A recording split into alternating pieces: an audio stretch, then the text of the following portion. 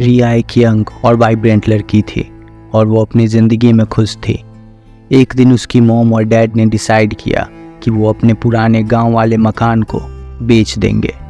रिया को ये आइडिया पसंद नहीं आया, लेकिन उसने अपने मॉम और डैड के इस फैसले पे कुछ नहीं कहा। उन्होंने अपनी पुराने घर की तरफ रुख किया, जहां अब सिर्फ उनकी यादों की खुशबू थी। जैसे ही वो वहाँ पहुँचे, रिया को एक अजीब सा एहसास होने लगा। उसने अपनी आंखें बंद की और अपने उस घर में बीते बचपन की यादों में खो गई। रिया को कुछ दिन वहाँ अपने घर और गांव में रहना था, तो उसने डिसाइड किया कि वो गांव की पुरानी लाइब्रेरी में कुछ वक्त गुजारेगी। एक दिन जब वो लाइब्रेरी में थी, उसने एक पुरानी डायरी देखी जो एक डस्टी शेल्फ के कोने में था। डायरी का कवर इतना पुराना था कि उसे पढ़ना मुश्किल हो रहा था, लेकिन उसने खुद को रोकने की बजाय डायरी को पढ़ना ही डिसाइड किया। डायरी के पेजेस ने रिया को एक भयानक कहानी बताई, एक लड़की के बारे में जो उसी बंगलो में रहती थी, जिसे उसके मॉम और डैड ने उसी घर के दरवाजे पे मार दिया था। और उसमें आगे ये लिखा था कि ये कहानी उसी की हो जाएगी जो इस कहानी को पढ़ पाएगा। रिया थोड़ा घबरा जाती है ये पढ़ के, पर उसे उस लड़की के लिए बुरा भी लगता है। रिया डिसाइड करती है कि वो इस आत्मा की मदद करेगी। रात को उसने अपने पेरेंट्स को बताया और उन्होंने उसकी बात को अनसुना कर दिया। रिया ने अपनी जिद पकड़ी और एक रात खुद बंगलो में रात बिताने का फैसला किया। रात के अंधेरे में रिया ने देखा कि वो लड़की जिसे वो डायरी में पढ़ चुकी थी उसके सामने खड़ी है। लड़की काफ़ी खूबसूरत थी, जो बिल्कुल रिया के जैसी लग रही थी। रिया ने अचानक उसे देखकर घबराहट से अपनी आंखें बंद की और कहा, मैं तुम्हारी मदद करना चाहती हूँ। लड़की ने सिर्फ एक ही बात कही, मुझे छोड़ दो। उसकी आंखों में इतना दर्द था कि रिया का दिल एक पल के लिए भर गया, लेकिन जब रिया ने आंखें खोली, लड़की गायब हो गई थी। कुछ दिन बाद रिया जब बंगलो से वापस अपने घर लौट आई, तो उसने अपने कमरे में फिर से एक डायरी देखी। डायरी देखते ही रिया को वो बंगलो वाली लड़की याद आ गई। रिया डायरी खोल के जब देखती है तो उसमें एक तस्वीर थी जो रिया की थी, पर उस तस्वीर के नीचे एक कोने में लिखा था, मुझे छोड़ दो। तभी अचानक रिया के घर का डोरबेल बजता है। रिया जब दरवाजे के पास जाके दरवाज़ा खोलती है तो डर से चीख पड़ती है। दरवाजे पे रिया के मॉम और डैड थे, जिनके हाथों में चाकू था और वो रिया की ओर देख के मुस्कुरा रहे थे। वो मंजर बहुत भयानक था। रिया के मॉम और डैड रिया को चाकू मारते हैं और रिया वहीं गिर के मर जाती है। और उसकी आखिरी चीख में वो कहती है, मॉम, डैड, मुझे छोड़ दो। एक छोटे से गांव में रिया और उसकी दोस्त तान्या एक खूबसूरत दिन को एंजॉय कर रही थी। तभी दोनों ने सोचा कि रात को एक हॉरर मूवी देखते हैं। ऐसे भी कई दिनों से मूवी नहीं देखी। अपने काम के चक्कर में दोनों व्यस्त रहती थीं। जब रात हुई, दोनों पॉपकॉर्न बनाकर टीवी चालू करते हैं। मूवी का पहला हिस्सा चल रहा था जब रिया ने महसूस किया कि कोई बाहर से देख रहा है। उसने आन्या से कहा, क्या तुम्हें लग रहा है कि कोई हमें देख रहा है? आन्या मुस्कुराती है और कहती है, तुम्हारे घर के आसपास बहुत सारे पेड़ हैं, तो कोई परछाई होगी। लेकिन जैसे जैसे मूवी चलती रही, रिया का डर बढ़ता गया। कुछ देर बाद उन्होंने एक अजीब सी आवाज़ सुनी, जैसे किसी ने दरवाज़ा खोला हो। रिया ने देखा उनका मेन दरवाज़ा खुला था, लेकिन उन्हें याद था कि उन्होंने दरवाज़ा बंद किया था। देखो, कोई बाहर है क्या? रिया ने घबराहट से कहा। क्या तुम चेक करोगी? आन्या ने कहा, ठीक है, मैं देखती हूँ। उसने दरवाज़ा खोलकर बाहर देखा, पर कुछ नहीं था। कोई नहीं है रिया, तुम्हें सिर्फ वहम हो रहा है। वापस अंदर आते ही दोनों ने मूवी देखना शुरू किया, लेकिन अब उन्हें लग रहा था कि कुछ सही नहीं है। अचानक टीवी बंद हो गया। रिया ने रिमोट को देखा लेकिन वो भी सही से चल नहीं रहा था। फिर उन्हें एक और आवाज़ सुनाई दी, जैसे कोई उनके पास आ रहा हो। वो क्या है? आन्या ने कहा। डर से उसकी आंखें चमक गई। रिया ने देखा कि उनके घर में कुछ काले धुंध जैसा धुआं भरने लगा था। तब उन्होंने एक शैडो देखी, एक भयानक सा चेहरा जो दरवाजे के पास खड़ा था। दोनों का दिल तेजी से धड़कने लगा। रिया ने कहा, हमें भाग जाना चाहिए, लेकिन उससे पहले कि वो कुछ कर पाते वो शैडो उनके पास आ गया। वो सिर्फ एक भयानक चेहरा नहीं था, बल्कि एक आत्मा थी जो कभी इस घर में रहती थी। तुम दोनों को यहाँ नहीं आना चाहिए था, उसने गुस्से से कहा। रिया और आन्या भागने लगी, लेकिन दरवाज़ा बंद हो गया था। अब वो आत्मा उन्हें छोड़ने के लिए तैयार नहीं थी। और अगली सुबह जब रिया के पेरेंट्स घर में आए तो अपनी बेटी को ऐसे देख के चीख पड़े। रिया और आन्या मर चुकी थीं और उनके माथे पे खून से लिखा था, चले जाओ मेरे घर से। ये कहानी एक शादी की है जिसमें खुशियाँ कम और मातम ज़्यादा थी। अंजलि एक प्यारी लड़की थी। अपने पुश्तैनी लाल लहंगे को पहन के अपने शादी के लिए तैयार थी। ये लहंगा उसकी दादी का था और इस लहंगे के साथ एक भयानक इतिहास भी जुड़ा है, जिसके बारे में अंजलि को कुछ नहीं पता। जब अंजलि ने लहंगा पहना तो उसके दिल में उसकी दादी का ख्याल आया। अंजलि अपनी दादी के बहुत क्लोज थी। उस दिन सब खूबसूरत था, लेकिन लहंगा पहनते ही उसे एक भयानक सा एहसास हुआ, मानो जैसे खुली आँखों से कोई भयानक सपना देख लिया हो। सपने में उसने देखा कि उसकी दादी लाल लहंगे में उससे कुछ कह रही थी। अंजलि को लगा जैसे किसी ने उसके मन में छुपे एक खूबसूरत ख्याल को भयानक बना दिया हो। दादी इतनी भयानक लग रही थी, मानो जैसे वो नहीं, कोई उनके जैसा दिखने वाला दूसरा शख्स हो। शादी की रात सब कुछ बदल गया। मंडप में जैसे ही अंजलि ने अपने पति विक्रम का हाथ थामा तो विक्रम उसे गुस्से से घूरने लगा। पर यह बात अंजलि को छोड़ के वहाँ और किसी को समझ नहीं आई। फिर जब अंजलि ने विक्रम की आंखों में देखा तो उसे अपनी एक भयानक तस्वीर दिखी, जिसमें उसकी आंखों में खून था और चेहरे पर गुस्सा। शायद यही गुस्सा जो विक्रम के चेहरे पे किसी नकली परछाई बन के चमक रहा था। अगले ही पल अंजलि शादी के मंडप में ही चीखने लगी और गुस्से में विक्रम को मार दिया। लोगों का कहना था कि उसके ऊपर कोई भयानक साया आ गया है। फिर अचानक मानो अंजलि होश में आई तो विक्रम को देख के रोने लगी। ये सब बहुत अजीब और भयानक था। और तभी अंजलि के लहंगे का दुपट्टा मानो अंजलि को धीरे धीरे जकड़ने लगा था। शादी के मंडप के आसपास जो भी लोग थे डर से चीख रहे थे और फिर अचानक ही बिल्कुल खामोश हो जाते हैं। शादी का दिन जो खुशियों का दिन होना था अब एक गम की महफिल में बदल चुका था। लोग खामोशी से खड़े थे, पर उनकी आंखों के कोने से आंसू बहे जा रहा था और मंडप पे अंजलि तड़प रही थी, जैसे ये लहंगा उसे मारना चाहता हो, जैसे उसने अपने होने वाले पति विक्रम को मार दिया। अंजलि की सांसें छूटने वाली ही होती हैं कि उसे अपने सामने एक लड़की इसी लहंगे को पहने गुस्से में दिखाई देती है। पर अंजलि ये सवाल भी नहीं कर पाती कि वो कौन है और बस अपनी आंखें बंद कर लेती है। पश्चिमी घाट के पार एक छोटा सा गांव था जहां आयशा नाम की एक लड़की रहती थी।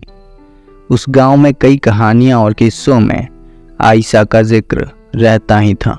सबका मानना था कि आयशा एक डायन है जो काला जादू करती है और वही इस गांव में हो रही परेशानियों की वजह है। आयशा बहुत ही खूबसूरत थी, पर उस हादसे के बाद बदल गई थी। कुछ वक्त पहले आयशा के पति का एक कार एक्सीडेंट में मौत हो जाता है, जिसके बाद आयशा थोड़ी अकेली सी रहने लगी। हर किसी से प्यार और अच्छे से बात करने वाली आयशा अब पूरे गांव से लड़ती रहती, मानो जैसे बिल्कुल ही पागल हो गई हो। कुछ सालों के अंदर ही गांव में कई परेशानियां आने लगी, जैसे फसल का खराब होना, बीमारियों से लोग मरने लगे, बच्चे भी ऐसे ही किसी रहस्यमयी बीमारियों का शिकार होने लगे। इन सब बातों के बावजूद आयशा का सबको लेके मन में और ज़ुबान पे करवाहट रखना एक अफवाह शुरू करवा देती है कि आयशा काला जादू करने लगी है और ये गांव उसके और उसके जादू के बीच में बस बर्बाद हो रहा है। ऐसे ही एक तूफ़ानी रात में गांव के कुछ लोग आयशा के घर के दरवाजे के बाहर गुस्से में जमा हो जाते हैं और आयशा पे काला जादू करने वाली डायन होने का इल्ज़ाम लगाते हैं। आयशा अपने छोटे से झोपड़ी के बाहर खड़े होके इन सब इल्ज़ामों को गलत ठहराती है, पर गांव वाले उसकी बातों और आंसुओं को नज़रअंदाज कर देते हैं और इसी बहस और गुस्से में गांव वाले आयशा को पुराने पीपल के पेड़ से बांध देते हैं। आयशा चीख रही थी, रो रही थी, पर कोई उसकी बात नहीं सुनता और उसे जला देते हैं। आग उसकी चीखों से मिलके और भयानक लग रही थी। आयशा की चीख पूरे गांव और जंगल में गूंज रही थी और एक भयानक मंजर बनके गांव वालों की असली परछाई दिखा रही थी। पर यह कहानी यहीं नहीं रुकती। जैसे जैसे आयशा की चीख कम हो रही थी, एक काला अंधेरा गांव में फैल रहा था। गांव में डर और खौफ एक काले साए की तरह फैल गया। जितनी बर्बादी सालों में हुई थी वो कुछ वक्त में हो जाती है। घर बर्बाद हो गए, कई लोगों की मौत और किसानों की ज़मीन बंजर बन जाती है। साल गुजरे और गांव बर्बादी की तस्वीर बन चुका था।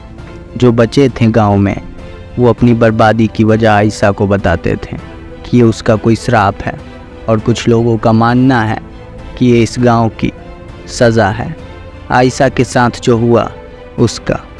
आयशा तो मर चुकी थी, पर यह सवाल कि वो गलत थी या उसके साथ गलत हुआ था आज भी इस गांव के हर इंसान के जहन में जिंदा है।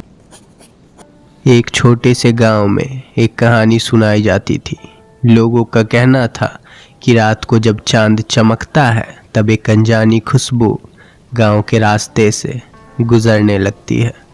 ये खुशबू रात रानी की होती है जो सबको अपनी तरफ खींच लेती है। लेकिन इस खुशबू के साथ एक खौफनाक हकीकत भी छुपा होता है। गांव के लोगों का कहना था कि जो भी उस खुशबू का पीछा करता है वो कभी वापस नहीं आता। एक रात अनिका, एक हिम्मती लड़की, अपने खास दोस्त रवि और उसके कुछ और दोस्तों के साथ बड़ी हिम्मत से निकल पड़ी। उसने सोचा कि ये सिर्फ एक कहानी है, पर वो इस रहस्य को खोलना चाहती थी। जैसे ही रात का अंधेरा छा गया उन्हें वो खुशबू महसूस हुई। क्या तुम सब ने ये महसूस किया? अनिका ने कहा। उसके दोस्तों ने डर से कुछ नहीं बोला, लेकिन उनकी आंखें घबराहट और डर दोनों दिखा रही थी। अनिका खुशबू की तरफ चल दी और रवि और बाकी दोस्तों ने उसका पीछा किया। वो खुशबू उन्हें एक पुरानी हवेली तक ले गई। हवेली का दरवाज़ा खुला था, जैसे कोई उन्हें बुलाने की कोशिश कर रहा हो। अनिका अंदर गई और दोस्तों ने उसे रोकने की कोशिश की, लेकिन अनिका की सच जानने की इच्छा उसे चलते रहने के लिए मना लेती है। हवेली के अंदर सब कुछ पुराना था, लेकिन एक चीज़ नई थी। एक सुंदर रात रानी का फूल महका हुआ था। उसके आसपास खून गिरा हुआ था। अनिका ने फूल की तरफ हाथ बढ़ाया, लेकिन जैसे ही उसने उस फूल को छुआ एक भयानक आवाज़ सुनाई देती है। क्यों आई है तू यहाँ? अनिका डर गई, लेकिन उसने सोचा ये सिर्फ उसकी कल्पना है। उसने फूल को तोड़ा और तब सब कुछ बदल गया।